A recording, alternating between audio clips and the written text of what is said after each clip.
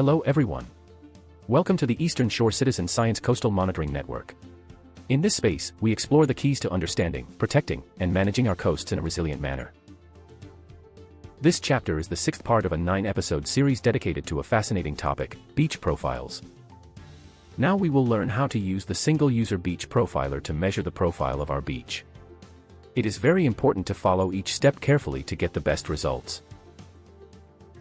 Our profiler has 2 vertical and 2 horizontal bars. The front bar has a level so that it is straight and an attached tape measure for readings in centimeters. In addition, there is an arm that rotates with another level to find the horizontal plane. Choose a straight line towards the sea, from a fixed starting point on the dry sand until you reach where the sea allows you. This transect must follow a direction in degrees, which will be the same in all measurements. Once located the starting point of the transect, use a compass to read the orientation and a taut rope between stakes to mark the transect and make your measuring line is straight. Next, find your starting point and position the instrument. Place the back bar of the profiler at the starting point and the front bar facing the sea.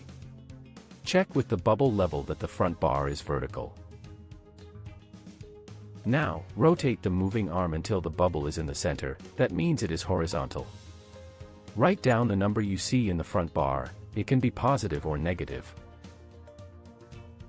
Then, move the profiler forward, putting the back bar where the front bar was, and repeat. A few key tips. Always keep the profiler level and vertical. Don't press it too hard into the sand. If the beach is very long, 2 people can measure easier. And it is best to measure at low tide, without much swell or wind. Thanks to how easy the profiler is to use, we can make frequent measurements.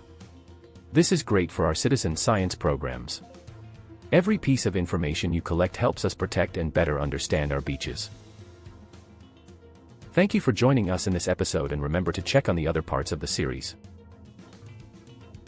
This video was generated with AI and is part of the project Enhancing Climate Action of citizen scientists on the eastern shore of Nova Scotia to support multi-level risk governance, funded by the MEOPAR Knowledge Mobilization Fund.